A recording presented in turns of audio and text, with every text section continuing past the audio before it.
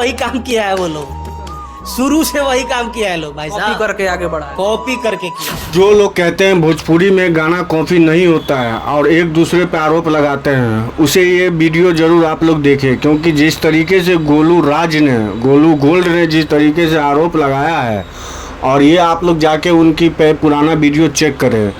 Golu gold ऐसा कलाकार है, छोटे कलाकार है, जो छोटे से अपने गाने गाते हैं, ना कि जातिवाद ना किसी धर्म को। उनके गाना बिल्कुल ही आप गोलू गोल्ड एंटरटेनमेंट पे ज़रूर आप लोग सुने, और ऐसे ऐसे प्यार भरी उसने गाना भी गाया है, भक्ति सॉन्ग भी गाया है, और उसका गाना एक माहौल बदले वाला वायरल हुआ।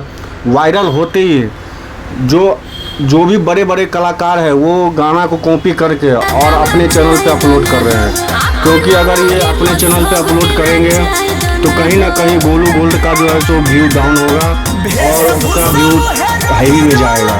तो किसी छोटे कलाकार को दबाने के लिए भोजपुरी के महानायक सब ऐसे ऐसे काम कर रहे हैं।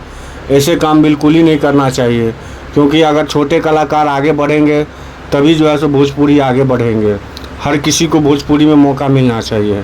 तो वीडियो को एक लाइक करें, वीडियो अच्छी लगी तो वीडियो को शेयर ज़रूर करना, और कॉपी पे आप लोगों की क्या राय है आप लोग ज़रूर बताना।